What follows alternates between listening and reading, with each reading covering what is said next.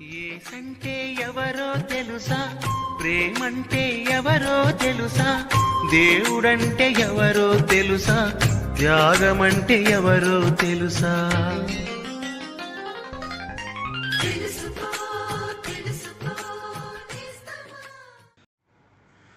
ప్రభువైన యేసుక్రీస్తు అతి శ్రేష్టమైన నామమున మీకు వందనములు. పరిశుద్ధ గ్రంథమందు యోహాను సువార్త 13వ అధ్యాయము 6-7 వచనములందు మనం ఈ రీతిగా చదువుచున్నాము. ఇట్లు చేయుచు ఆయన సీమోను పేతురు నొద్దకు వచ్చినప్పుడు అతడు, ప్రభువా, నీవు నా పాదములు కడుగుదువా అని ఆయనతో అనెను. అందుకు యేసు, నేను చేయుచున్నది ఇప్పుడు నీకు తెలియదు, కానీ ఇక మీదట తెలుసుకొందువని అతనితో చెప్పెను.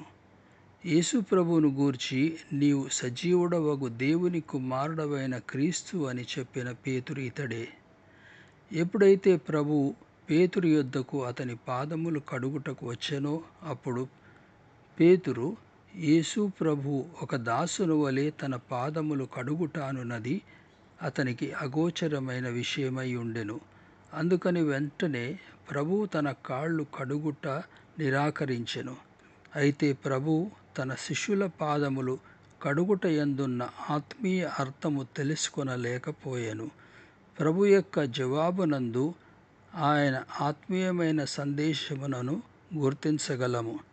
ఎవడైతే ప్రభువైన యేసుక్రీస్తు యొక్క శిలువపై బలియాగము, ఆయన మరణము పునరుత్థానమునందు విశ్వాసముంచునో వాడు రక్షింపబడును.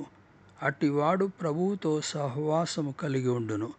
పాదములు కడుగుట పవిత్రపరచుటకు సూచనయ్యున్నది. ఎవడైతే ప్రభువాడయుండునో వాడే పవిత్రముగా ఉండగోరును. ఎవడైతే ప్రభునందు విశ్వాసముంచలేదో వాడు ముందుగానే శిక్షకు పాత్రుడుగా ఎంచబడి ఉన్నాడు.